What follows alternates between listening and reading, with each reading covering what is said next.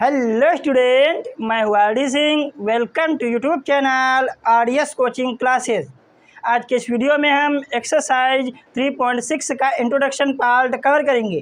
तो आइए देखते हैं। तो यहाँ देखो लिखा है, दो चरों के रैखिक समीकरणों के युग्म में बदले जा सकने वाले समीकरण। यहाँ पर हमें दो समीकरण दी हुई होंगी और वो रैखिक समीकरण नहीं होंगी, तो उनको हम पहले रैखिक समीकरण युग्म में बदलेंगे और उसके बाद उन्हें हम चाहे तो प्रतिस्थापन विधि से हल करें या फिर विलोपन विधि से या फिर वृज्ज गुणन विधि से हल करके हमें x और y का मान निकालेंगे, मतलब कि चर का मान निकालेंगे। तो यहाँ देखो उदाहरण नंबर 17 है। ये उदाहरण नंबर कितना है? 17। तो इसको हम सॉल्व करते हैं और आपको समझ में आ जाएगा। तो हम इसको सॉल्व करते हैं। देखो यहाँ पे लिखा है, समीकरणों के निम्न युग्म को हल कीजिए। यहाँ पर दो समीकरण दी हुई है, ये रैखिक समीकरण नहीं है, तो सबसे पहले इनको हम रैखिक समीकरण युग्म में बदलेंगे। अब आप कहेंगे हम कैसे पहचानेंगे कि ये रैखिक समीकरण युग्म नहीं है? तो यहाँ देखो, जो रैखिक समीकरण होती हैं उसमें चर की पावर होती है 1। चर की पावर कितनी होती है? 1। तो यहाँ देखो, ये जो चर हैं, या मान लो ये एक क्वेश्चन हम लिख रहे हैं, यहाँ देखो ये 5 है और यहाँ पे x की पावर यहाँ कितनी 1 है, ये अपॉन में है। इसको जब हम ऊपर ले जाएंगे तो x पावर कितनी हो जाएगी? -1। और ये माइनस ये 4, ये y पे भी कितनी हो जाएगी? -1 बराबर -2। यहाँ पे देखो ये चर हैं, ये x और y क्या है? चर है। चर की पावर कितनी है? -1। चर की पावर कितनी है? -1, जबकि होनी का कितनी चाहिए? +1। जब चर की पावर +1 होती है तो उसे रैखिक समीकरण कहते हैं। तो यहाँ पे चर की पावर कितनी है? -1 है, तो ये रैखिक समीकरण नहीं है, दो युग्मों वाली रैखिक समीकरण नहीं है। तो इनको पहले हम रैखिक समीकरण युग्म में बनाएंगे। तो देखो कैसे बनाते हैं। तो यहाँ देखो, ये जो 2 लिखा है इसको हम 2 × 1 लिख सकते हैं कि नहीं लिख सकते हैं? बिल्कुल लिख सकते हैं। इसी प्रकार इसको लिख लेंगे और इसको 5 × 1 और इसको 4 × 1। अब यहाँ देखो, अब इसको हम कैसे सॉल्व करते हैं। ये देखो, ये 2 आ जाएगा इंटू ये 1/x हम ऐसे लिख लेंगे। उसके बाद प्लस ये 3 और y को लिख लेंगे 1/y। 1/y और बराबर ये कितना है? 13। कितना है? 13। ये अपनी हो गई है समीकरण 1। क्या हो गई है? समीकरण 1। अब इसको देखो लिखते हैं 5 इंटू, या फिर इंटू लगाएं या फिर ना लगाएं, ये इंटू होता ही है, ये ऐसे भी लिख सकते हैं। 5 ब्रैकेट में 1/x, 5 ये ब्रैकेट में 1/x माइनस ये 4, ये 1/y और बराबर ये -2। इसको मान लेंगे हम समीकरण 2। अब देखो इनको हम सॉल्व करेंगे। तो यहाँ देखो, माना यहाँ देखो, अगर 1/x की जगह पे हम कोई दूसरा चर मान लेंगे तो ये पावर -1 वाला हट जाएगा। कैसे? यहाँ देखो, जैसे हम 1/x बराबर मान लेते हैं a तथा 1/y बराबर मान लेते हैं b। तो यहाँ देखो हम पहले रखेंगे। तो यहाँ देखो ये आ जाएगा 2, इसकी जगह पे ये हो जाएगा x, हो जाएगा 2x प्लस ये 3 यहाँ पे रख देंगे b, 3b बराबर कितना? 13। ये हो जाएगी समीकरण 3। कितनी हो जाएगी? समीकरण 3। यहाँ भी रखेंगे, ये हो जाएगा 5a - 4b बराबर -2। ये हो जाएगी समीकरण 4। अब यहाँ देखो, अब ये जो हमने चर माने इनकी पावर कितनी है? 1 है, इसीलिए समीकरण 3 और 4 हैं रैखिक समीकरण युग्म। और रैखिक समीकरण युग्म को हल करने की हम तुम्हें 3 विधियां बता चुके हैं, प्रतिस्थापन विधि, विलोपन विधि या वृज्ज गुणन विधि। तो तीनों विधि से आप चाहें जिस विधि से इसको सॉल्व कर सकते हैं। ठीक, अब हम इसको सॉल्व करेंगे। हम इसको विलोपन विधि से सॉल्व कर रहे हैं, आप चाहें जिस विधि से इसको सॉल्व कर सकते हैं। तो यहाँ देखो, यहाँ हम जो चर b है इसके गुणांक बराबर कर रहे हैं। आप लोग चाहें तो एक a वाले चर के भी गुणांक बराबर कर सकते हैं। तो गुणांक कैसे बराबर करेंगे? ये जो b का गुणांक है इसको हम इसमें गुणा कर देंगे और इस वाले b के गुणांक को हम इसमें गुणा कर देंगे। ठीक, यही बात हम लिखेंगे। और उसके बाद जब गुणा करेंगे तो यहाँ कितना आ जाएगा? 12b प्लस का, और यहाँ आ जाएगा 12b माइनस का। ये प्लस है, ये माइनस है।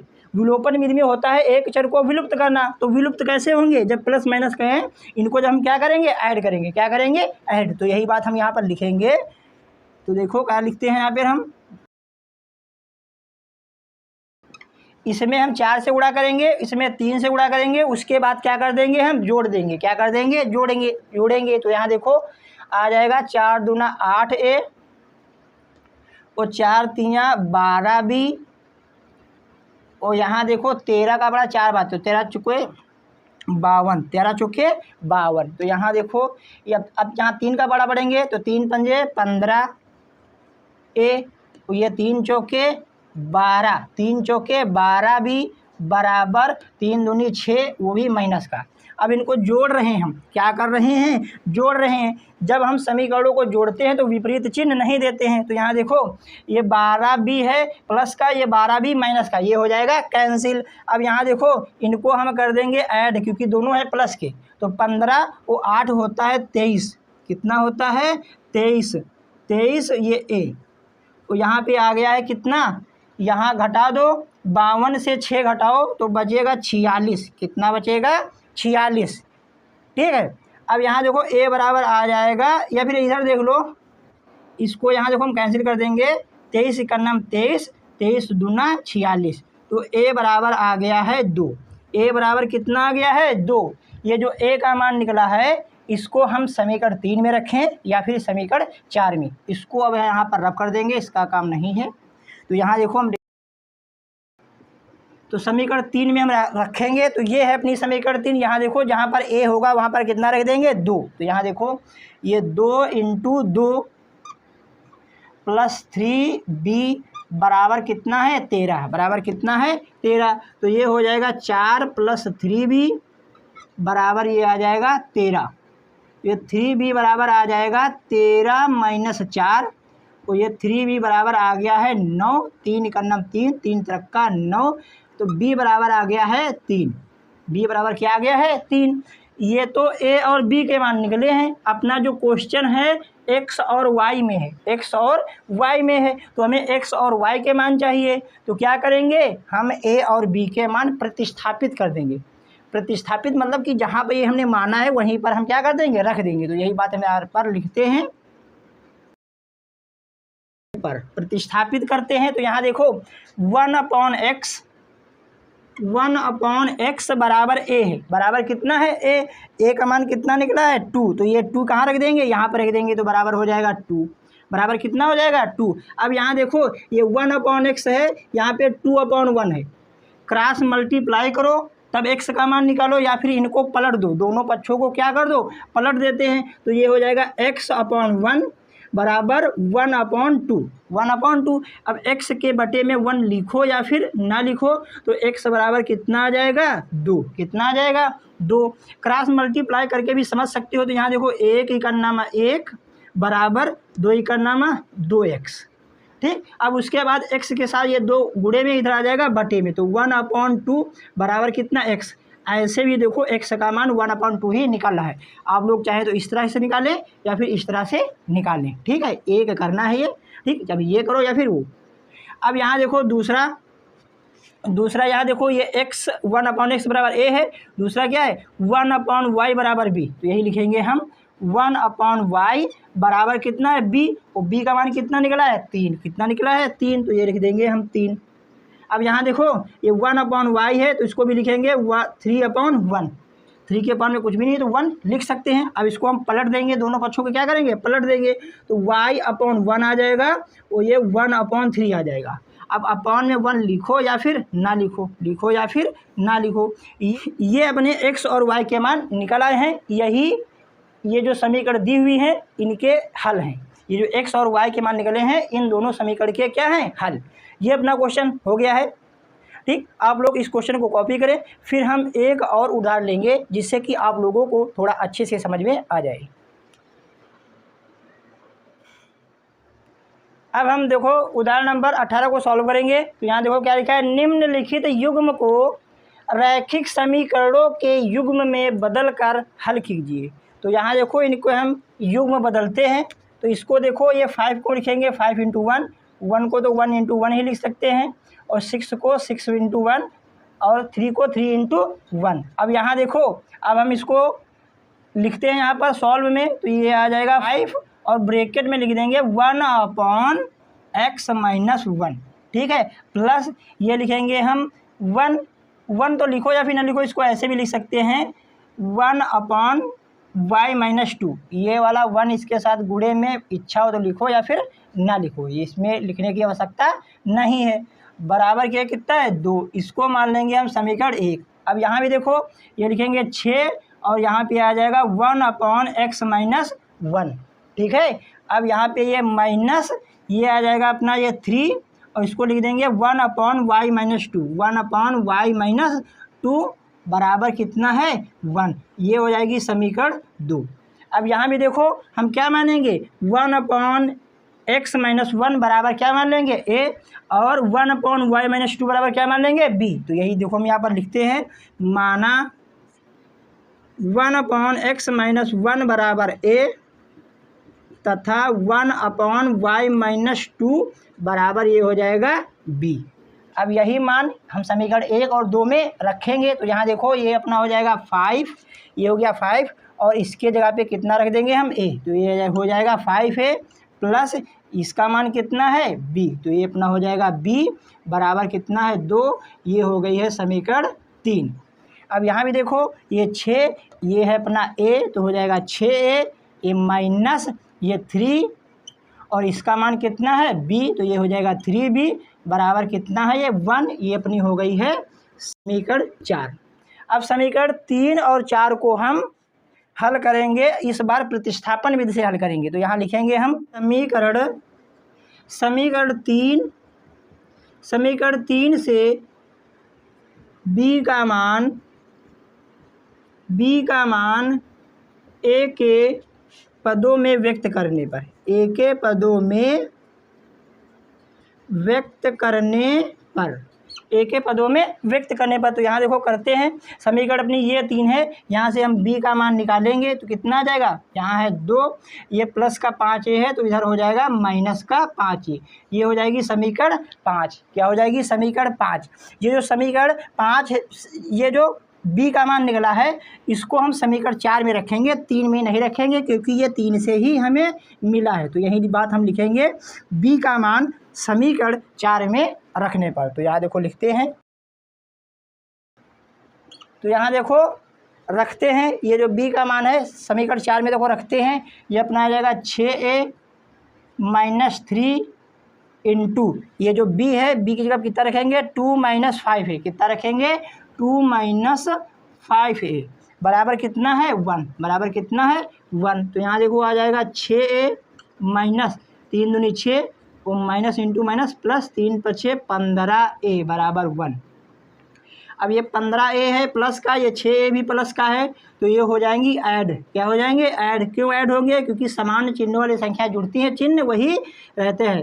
तो 15 × 6 21 - 6 बराबर 1, 21a बराबर 1 + 6, ये माइनस का है उधर हो जाएगा प्लस का। 21a बराबर ये हो जाएगा 7, तो यहाँ पर a बराबर आ जाएगा 7/21, 7 × 7, 7 × 21, तो ये a बराबर आ जाएगा 1/3, 1/3। ये जो a का मान निकला है इसको हम समीकरण 5 में रख देंगे। तो यहाँ देखो लिखते हैं, तो यहाँ देखो रखते हैं, तो आ जाएगा b बराबर 2 - 5 इंटू a कितना है 1/3, 1/3। तो यहाँ b बराबर आ जाएगा 2 - 5/3, तो यहाँ b बराबर आ जाएगा कितना, एलसीएम ले लो तो 3 इधर आ जाएगा, ये हो जाएगा 6 - 1, 6 - 5, 6 - 5। अब यहाँ देखो सॉल्व करते हैं, तो ये देखो b बराबर यहाँ कितना बच रहा है 6 से 5 माइनस करो तो बच जाएगा 1, वो बटे में कितना है 3, तो ये आ गया है 1/3। ठीक, 1/3। अब ये जो a और b के मान निकले हैं इनको हम यहाँ देखो यहाँ रखेंगे, a की जगह पे कितना रखेंगे 1/3 और b की जगह भी कितना रखेंगे 1/3। तो यहाँ लिखेंगे हम a और b के मान प्रतिस्थापित करने पर, मतलब कि जहाँ हमने माना था वहीं पर वापस करने पर। तो यहाँ देखो लिखते हैं करने पर, तो प्रतिस्थापित करते हैं। तो यहाँ देखो 1/x-1 क्या आ जाएगा 1/x-1 बराबर a है, तो a का मान रखेंगे 1/3, तो यहाँ लिख देंगे 1/3। यहाँ पर क्रॉस मल्टीप्लाई करो या फिर दोनों पक्षों को पलट दो, दोनों पक्षों को क्या कर दो पलट दो, तो x-1/1 बराबर 3/1। अब बटे में 1 लिखो या फिर ना लिखो, हम बहुत बार बता चुके हैं ये बात, ठीक। तो ये x बराबर आ जाएगा 3, ये माइनस का 1 है तो बराबर इस पर हो जाएगा प्लस का, तो ये x बराबर आ जाएगा 4। x बराबर कितना आ गया है 4। अब यहाँ देखो ये बात लिखेंगे 1/y-2, ये लिखेंगे 1/y-2 बराबर कितना है b, कितना है b, तो b का मान कितना है 1/3, तो यही लिख देंगे 1/3। यहाँ भी दोनों पक्षों को पलट देंगे तो आ जाएगा y-2/1, तो बटे 1 लिखना नहीं है, 3/1, तो यहाँ भी बटे में 1 लिखना नहीं है, तो y बराबर आ जाएगा 3 प्लस ये 2, तो y बराबर आ गया है 3 2 5। ये अपने x और y के मान निकल आए हैं। आप लोग इस क्वेश्चन को कॉपी करें, फिर हम उदाहरण नंबर 19 को सॉल्व करेंगे, और उदाहरण नंबर 19 बहुत ही इम्पोर्टेंट क्वेश्चन है परीक्षा की दृष्टि से। अब हम सॉल्व करेंगे उदाहरण नंबर 19। यहाँ देखो क्या लिखा हुआ है, एक नाव 10 घंटे में धारा के प्रतिकूल, धारा के प्रतिकूल मतलब कि धारा की विपरीत दिशा में 30 किलोमीटर तथा धारा के अनुकूल, अनुकूल का मतलब होता है धारा की दिशा में, ठीक है, धारा के अनुकूल 44 किलोमीटर जाती है। 13 घंटे में, ये एक शर्त हो गई है। अब आगे यहाँ देखो 13 घंटे में वह 40 किलोमीटर धारा के प्रतिकूल एवं 55 किलोमीटर धारा के अनुकूल जाती है। धारा की चाल तथा नाव की स्थिर पानी में चाल ज्ञात कीजिए। तो हमें जो चीज़ निकालना होता है वही को हम मानते हैं, वही क्या करते हैं, मान लेते हैं। तो यहाँ देखो निकालना है, धारा की चाल निकालना है और स्थिर जल में पानी की चाल निकालना है, तो यही हम क्या कर लेंगे, मान लेंगे। तो ये देखो हमने पहले ही लिख रखा है, माना स्थिर पानी में नाव की चाल क्या है, x किलोमीटर प्रति घंटा तथा धारा की चाल कितनी है, y किलोमीटर प्रति घंटा, ये हमने मान लिया है। अब यहाँ हम समझेंगे धारा के प्रतिकूल चाल और अनुकूल चाल। तो यहाँ देखो धारा के प्रतिकूल अगर चाल कहेगा, क्या प्रतिकूल चाल, धारा के प्रतिकूल, धारा के प्रतिकूल चाल, और एक है धारा के अनुकूल चाल। अब हम प्रतिकूल चाल, धारा के प्रतिकूल चाल और धारा के अनुकूल चाल को समझेंगे। अगर हमें धारा के प्रतिकूल चाल निकालना है, क्या निकालना है, धारा के प्रतिकूल चाल, तो हम स्थिर जल की चाल से, स्थिर जल की चाल से धारा की चाल क्या कर देंगे, माइनस, क्या कर देंगे, माइनस। तो यही बात लिखेंगे हम, क्या, स्थिर पानी में, स्थिर पानी में नाव की चाल माइनस धारा की चाल, माइनस धारा की चाल। अगर हम धारा के प्रतिकूल निकालेंगे तो क्या करेंगे, स्थिर जल की चाल में धारा की चाल क्या कर देंगे, जोड़ देंगे। तो यही लिख देंगे हम, स्थिर पानी में नाव की चाल में हम जोड़ देंगे धारा की चाल, धारा की चाल। आप लोग इसको समझ भी सकते हैं, धारा के प्रतिकूल का मतलब होता है धारा की विपरीत दिशा में, धारा के विपरीत दिशा में। मान लो कि धारा ऐसे जा रही है, धारा ऐसे जा रही है, ठीक, और नाव को हमें ये मान लिया नाव है, ये क्या है, नाव, नाव को इधर लाना है, नाव को इधर लाना है, धारा इधर बह रही है, धारा इधर बह रही, नाव इधर आएगी, तो नाव को इधर आने में परेशानी होगी, मतलब इधर आने में ज़्यादा समय लगेगा, इधर आने में क्या लगेगा, ज़्यादा समय। इसीलिए हम क्या करेंगे, ये धारा की चाल में नाव की चाल क्या कर देंगे, माइनस। अगर धारा इधर जा रही है और नाव भी इधर जा रही है तो धारा की चाल में नाव की चाल क्या हो जाएगी, जुड़ जाएगी, तो नाव क्या होगी, ज़्यादा तेज़ी से भागेगी, तो यहाँ पर क्या लगेगा, कम समय, क्या लगेगा, कम समय। तो ये कॉन्सेप्ट समझ लेना, हमने क्या बताया है, अगर धारा की दिशा में जाएंगे तो स्थिर जल की चाल में नाव की चाल हो या फिर बोट की चाल, उसमें हम धारा की चाल क्या कर देंगे, जोड़ देंगे। अगर धारा के अनुकूल जा रहे हैं, धारा के अनुकूल मतलब धारा की दिशा में, अगर धारा के प्रतिकूल जाएंगे मतलब कि धारा के विपरीत दिशा में जाएंगे, तो क्या करेंगे, स्थिर जल में नाव की चाल या फिर बोट की चाल से धारा की चाल क्या कर देंगे, घटा देंगे, क्या कर देंगे, घटाएंगे। तो यही है, देखो हम यह बात लिखते हैं, धारा के प्रतिकूल चाल, धारा के प्रतिकूल चाल। तो धारा के प्रतिकूल चाल कैसे निकालेंगे? धारा के प्रतिकूल, स्थिर जल, जो स्थिर जल में नाव की चाल होगी उसमें धारा की चाल कर देंगे माइनस। तो स्थिर पानी में नाव की चाल कितनी है? एक्स से धारा की चाल क्या कर देंगे? माइनस। क्या कर देंगे? माइनस। तो ये आ जाएगी धारा के प्रतिकूल चाल। अब हम धारा के अनुकूल चाल भी निकालेंगे। धारा के अनुकूल चाल, तो धारा के अनुकूल चाल कैसे निकालेंगे? स्थिर पानी में नाव की चाल में हम ऐड कर देंगे धारा की चाल। तो स्थिर पानी में नाव की चाल है x और धारा की चाल है y। ये अपना आ गया है। ठीक, अब हम लिखेंगे प्रथम शर्त के अनुसार। प्रथम शर्त के अनुसार, तो प्रथम शर्त यहाँ लिखा है, एक नाव 10 घंटे में धारा के प्रतिकूल 30 किलोमीटर तथा धारा के अनुकूल 44 किलोमीटर जाती है। 10 घंटे में धारा के अनुकूल भी चली जाती है और धारा के प्रतिकूल भी चली जाती है। तो ये टोटल समय है, मतलब कि कुल समय।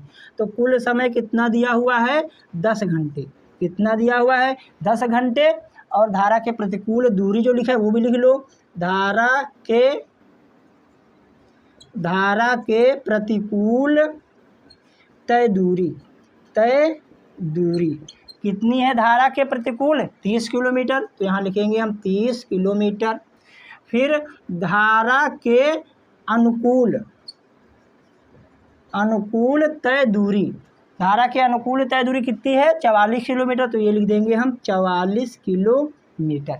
44 किलोमीटर। अब हम धारा के अनुकूल लगा समय और धारा के प्रतिकूल लगा समय निकालेंगे। ठीक है, तो उसके पहले हम इसको रफ कर देते हैं, तब हम आगे सॉल्व करते हैं। अब यहाँ देखो लिखेंगे हम धारा के प्रतिकूल लगा समय। तो धारा के प्रतिकूल लगा समय हम मान लेते हैं T1। क्या मान लेते हैं? T1। तो समय बराबर होता है दूरी बटे चाल। तो धारा के प्रतिकूल दूरी कितनी है? धारा के प्रतिकूल दूरी कितनी है? 30। तो हो जाएगा 30। और धारा के प्रतिकूल चाल कितनी है? धारा के प्रतिकूल चाल कितनी है? x minus y. तो यहाँ लिख देंगे हम x माइनस वाई। ये हो जाएगा घंटा। ठीक, यहाँ पर आप लोग फार्मूला लिख सकते हैं, समय बराबर होता है दूरी बटे चाल। अब यहाँ देखो धारा के प्रतिकूल समय निकाला है, अब हम धारा के अनुकूल समय भी निकालेंगे। तो यहाँ लिखेंगे हम धारा के अनुकूल लगा समय। तो धारा के अनुकूल लगा समय हम मान लेते हैं T2। क्या मान लेते हैं? T2। यहाँ देखो धारा के अनुकूल समय निकालना है, तो हम धारा के अनुकूल तय की गई दूरी लिखेंगे। तो धारा के अनुकूल तय की गई दूरी कितनी है? 44। तो यहाँ कितना आ जाएगा? 44 बटे चाल भी लिखना है धारा के अनुकूल वाली। तो चाल धारा के अनुकूल कितनी है? x plus y. तो यहाँ आ जाएगा x प्लस वाई। यहाँ लिख देंगे हम घंटा। और ब्रैकेट में ये हम फार्मूला भी दिखा देंगे कि समय बराबर होता है दूरी बटे चाल। अब यहाँ देखो क्वेश्चन में क्या दिया हुआ है? कुल समय दिया हुआ है। क्या दिया हुआ है? कुल समय। यहाँ समय नहीं लिखा तो लिख लेते हैं कुल समय कितना है? 10 घंटा। मतलब कि धारा के अनुकूल जाने और धारा के अनुकूल आने में कुल समय कितना है? 10 घंटे। तो यहाँ लिखेंगे हम कुल समय। क्या लिखेंगे? कुल समय। यहाँ पर कुल समय कितना लगा हुआ है? यहाँ पर कितना कुल समय लगा हुआ है? T1 और T2। धारा के अनुकूल लगा हुआ है, धारा के प्रतिकूल लगा हुआ है T1 और धारा के अनुकूल लगा है T2। तो कुल समय कितना हो गया है? T1 plus T2। और क्वेश्चन में दिया कितना हुआ है कुल समय? 10 घंटे। तो ये कुल समय है, ये भी कुल समय है, तो दोनों क्या होंगे? बराबर। अब T1 का मान हम यहाँ से उठा के रखेंगे। तो T1 की जगह पे कितना रख देंगे हम? 30x minus 1। 30 बटे x माइनस 1। तो यहाँ लिख देंगे 30 बटे x माइनस वाई है। कितना है? 30 बटे x minus Y plus T2 का मान कितना है? 44 बटे x plus y. 44/x plus y बराबर ये 10। ये हो गई है अपनी समीकरण 1। ये हो गई है अपनी समीकरण 1। अब हम समीकरण 2 बनाएंगे। वो भी कहाँ से बनाएंगे? यहाँ से। यहाँ से लिखना है 13 घंटे, ये द्वितीय शर्त। ये क्या लिखना है? द्वितीय शर्त। तो उसके लिए आप लोग पहले इस क्वेश्चन को इतना जो किया है इसको कॉपी करें, फिर हम आगे सॉल्व करते हैं। अब यहाँ पर हम आगे सॉल्व करते हैं। तो यहाँ हम लिख देंगे द्वितीय शर्त के अनुसार। तो द्वितीय शर्त यहाँ से पढ़ना है। अब 13 घंटे में वह, अब ये कुल समय कितना दिया हुआ है? 13 घंटे। कितना दिया हुआ है? 13 घंटे। वह 40 किलोमीटर धारा के प्रतिकूल एवं 55 किलोमीटर, तो ये हम यही बात यहाँ पर लिखेंगे। क्या लिखेंगे? धारा के प्रतिकूल, धारा के प्रतिकूल तय दूरी। धारा के प्रतिकूल तय दूरी कितनी है? 40 किलोमीटर। तो यहाँ लिख देंगे हम 40 किलोमीटर तथा धारा के अनुकूल तय दूरी। धारा के अनुकूल कितना जाता है? 55 किलोमीटर धारा के अनुकूल। तो धारा के अनुकूल कितना है? 55 किलोमीटर। 55 किलोमीटर। अब यहाँ पे देखो धारा के अनुकूल दूरी दी हुई है और धारा के प्रतिकूल भी दूरी दी हुई है। धारा के प्रतिकूल और धारा के अनुकूल चाल भी है। तो हम धारा के अनुकूल समय निकालेंगे और धारा के प्रतिकूल भी क्या निकालेंगे? समय। तो वही लिखेंगे। यहाँ पे देखो लिखा है धारा के प्रतिकूल लगा समय। तो हम मान लेंगे धारा के अनुकूल कितना लग रहा है? t1। तो समय बराबर क्या होता है? दूरी बटे चाल। दूरी बटे चाल। तो दूरी देखो यहाँ पे धारा के प्रतिकूल दूरी कितनी है? धारा के प्रतिकूल दूरी है 40। तो यहाँ लिख देंगे हम 40। ठीक है। और ये फिर बटे में कितना लेना? चाल। तो धारा के प्रतिकूल चाल कितनी है? x minus y. तो यहाँ लिख देंगे हम x माइनस वाई। ये हो जाएगा घंटा। ठीक है। समय है तो इसीलिए घंटा लिखेंगे। ठीक। अब यहाँ देखो निकालेंगे धारा के अनुकूल लगा समय। धारा के अनुकूल लगा समय। तो हम धारा के अनुकूल लगा समय मान लेंगे t2। क्या मान लेंगे? t2। तो यहाँ देखो अच्छे से, तो समय बराबर होता है दूरी बटे चाल। तो धारा के अनुकूल दूरी लिखेंगे और धारा के अनुकूल चाल। तो धारा के अनुकूल दूरी कितनी है? 55। तो यहाँ लिख देंगे हम 55। और धारा के अनुकूल चाल कितनी है? x plus y. तो यहाँ लिख देंगे हम x प्लस वाई। ठीक। ये धारा के प्रतिकूल समय है और ये धारा के अनुकूल समय है। तो कुल समय कितना हो जाएगा? कुल समय हो जाएगा t1 plus t2। t1 plus t2 कुल समय। और कुल समय यहाँ देखो कितना दिया हुआ है? 13। तो ये कुल समय है, ये भी कुल समय है। तो दोनों क्या होंगे? बराबर। क्या होंगे? बराबर। अब t1 और t2 के मान रखेंगे। t1 का मान कितना है? 40 बटे x minus Y plus t2 का मान है 55 बटे x प्लस वाई बराबर 13। ये अपनी हो गई है समीकरण 2। ये हो गई है अपनी समीकरण 2। आप लोग इसको कॉपी करें, फिर हम समीकरण 1 व 2 को सॉल्व करते हैं। अब ये समीकरण जो 1 और 2 हैं इनके पहले हम युग्म बदलेंगे और उसके बाद सॉल्व करेंगे।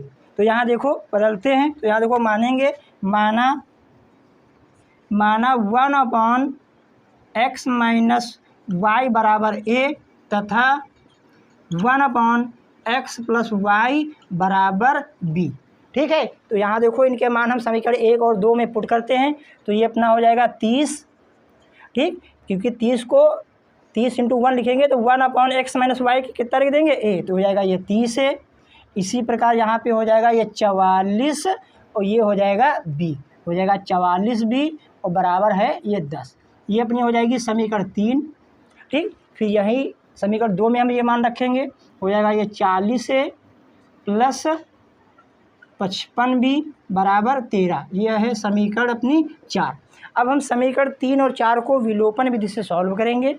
तो विलोपन विधि से जब हम सॉल्व करते हैं तो किसी एक चर के गुणांक को हम बराबर करते हैं। तो हम ए वाले चर के गुणांक, तो हम चर ए के गुणांक बराबर करेंगे। तो उसके लिए क्या करेंगे, हम समीकरण 3 में ये दो 40 से गुणा कर दें, या फिर किससे कर दें, 4 से, या फिर किससे कर दें, 4 से। और समीकरण 4 में करेंगे किससे, 3 से। किससे करेंगे, 3 से। और उसके बाद जब हम गुणा कर लेंगे तो यहाँ देखो ए के गुणांक क्या है, ए के गुणांक है पॉजिटिव। क्या है, पॉजिटिव। तो हम इनको क्या कर देंगे, घटा देंगे। गुणा करके क्या कर देंगे, घटा देंगे। तो यहाँ देखो हम लिखते हैं, घटाने पर अब यहाँ देखो हम घटाते हैं तो यहाँ को लिखते हैं 4 या 12 120 ए हो जाएगा, प्लस ये 4 चौके 16, ये 4 चौके 16, 16 एक हो जाएगा 17 बी बराबर 4 दहमा 40। ठीक है। अब यहाँ 3 से करेंगे तो 3 चौके 12 120 है, तो यहाँ 3 से गुणा करो, 3 पचे 15, 3 पचे 15 एक 16, ये हो जाएगा बी बराबर 13 तियाँ 39, 13 तियाँ 39। जब हम घटाते हैं तो विपरीत चिन्ह देते हैं। क्या देते हैं, विपरीत चिन्ह। तो 120 से 120 हो जाएगा कैंसिल। अब यहाँ घटाएंगे, 6 से 5 जाएगा तो बचेगा 1, और यहाँ भी बच जाएगा 1। ठीक, ये बी 11 बी बराबर यहाँ बच जाएगा 1, 11 बी बराबर 1। और यहाँ देखो अब आगे, अब बी के साथ में 11 गुणे में इधर जाएगा बटे में, तो यहाँ पे बी बराबर आ जाएगा 1/11, 1/11। ये जो बी का मान निकला है इसको हम समीकरण 3 में रखेंगे या फिर समीकरण 4 में, जिसमें इच्छा हो उसमें आप लोग रख सकते हैं। तो यही बात हम यहाँ पर लिखेंगे बी का मान समीकरण 3 में रखने पर। तो समीकरण 3 में हम बी का मान रखेंगे। ये है अपनी समीकरण 3, इसको चाहे हो तो आप लोग रफ कर सकते हो, इतना रखो। ठीक है। अब यहाँ देखो ये हो जाएगा 30A प्लस 44 इंटू ये बी है, बी की जगह कितना है 1/11, कितना रखेंगे 1/11 बराबर कितना है ये 10, 11 एक नाम 11, 11 चौके 44, तो आ जाएगा 30A बराबर 10। अब यहाँ देखो ये 30A प्लस ये कितना है 4 बराबर 10, 30A बराबर 10 माइनस 4, 10 माइनस 4, तो यहाँ आ जाएगा 30A बराबर ये हो जाएगा 6, तो ये A बराबर आ जाएगा 6/30, तो 6 का नाम 6, 6 पंचे 30, तो A बराबर आ गया है 1/5। अब हम ए और बी के मान प्रतिस्थापित करेंगे। प्रतिस्थापित कहाँ पर किया जाता है, जहाँ पर ये माना जाता है। तो यहाँ देखो लिखेंगे हम ए और बी के मान प्रतिस्थापित करने पर, तो यहाँ देखो प्रतिस्थापित कर, तो यहाँ देखो हम प्रतिस्थापित करते हैं। तो यहाँ देखो 1/x minus Y, 1/x minus Y बराबर कितना है a, तो a का मान कितना है 1/5, 1/5। अब इसको हम क्या करेंगे, दोनों पक्षों को पलट देंगे, तो आ जाएगा x माइनस वाई बटे 1, तो लिखना नहीं है 5/1, तो इसमें भी 5 के बटे में 1 नहीं लिखना है। ये अपनी हो जाएगी समीकरण, यहाँ देखो 4 तक बन चुकी थी, तो ये हो जाएगी अपनी 5। अब आगे इसको भी यहाँ देखो लिखेंगे 1/x प्लस वाई बराबर कितना है b है, तो b का मान ढूंढो। यहाँ देखो कितना निकला है 1/11, तो यहाँ लिख देंगे हम 1/11। यहाँ भी दोनों पक्षों को क्या कर देंगे, हम पलट देंगे, तो आ जाएगा x प्लस वाई बराबर x प्लस वाई बटे 1, तो बटे में 1 लिखना नहीं है, यहाँ पे 11/1, यहाँ भी 1 नहीं लिखना है। ये हो जाएगा अपनी समीकरण 6। अभी x और y के मान नहीं निकले हैं, यहाँ समीकरण जो थी x और y में थी, तो हमें x और y के मान चाहिए, तो अभी भी x y के मान नहीं निकले हैं। तो हम समीकरण 5 और 6 को फिर से हम हल करेंगे विलोपन विधि से। तो यहाँ देखो क्या करेंगे, समीकरण 5 और 6 देखो, इसमें x और y के जो गुणांक हैं दोनों बराबर हैं।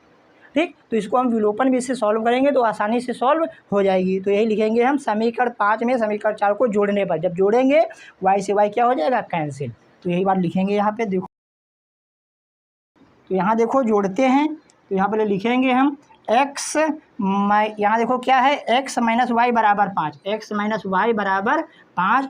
ये छठी समीकरण कितनी है, x प्लस वाई बराबर कितना है 11। जब हम जोड़ते हैं तो विपरीत चिन्ह नहीं देते हैं, तो x हो जाएगा 2x और यहाँ पे आ जाएगा ये 11 में 5 जोड़ेंगे तो हो जाएगा 16। कितना हो जाएगा 16। अब यहाँ 2 इक्का 2, 2 अट्ठे 16, तो x बराबर आ गया है 8। कितना आ गया है 8। अब x का मान हम समीकरण 5 में रख देंगे। तो यहाँ देखो लिखेंगे x का मान समीकरण 5 में रखने पर, तो समीकरण 5 में हम रखते हैं, ये है अपनी समीकरण 5। तो यहाँ देखो x की जगह पे यहाँ x है, तो x जगह कितना रख देंगे 8, तो ये 8 माइनस फिर कितना है ये y बराबर में कितना है 5, बराबर में कितना है 5, तो माइनस y बराबर 5 माइनस 8। अब यहाँ देखो माइनस y बराबर ये आ जाएगा माइनस का 3, माइनस से माइनस कैंसिल हो जाएगा, तो y बराबर 3। अब हमारे x और y के मान निकल आए हैं। देखो क्वेश्चन में हमने क्या माना था, माना स्थिर जल में माना स्थिर पानी में नाव की चाल x है, तो x का मान कितना निकला है 8।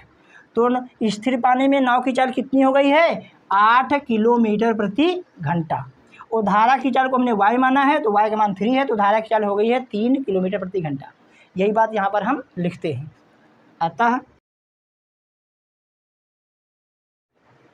ये अपना क्वेश्चन हो गया है। आप लोग इस क्वेश्चन को कॉपी करें।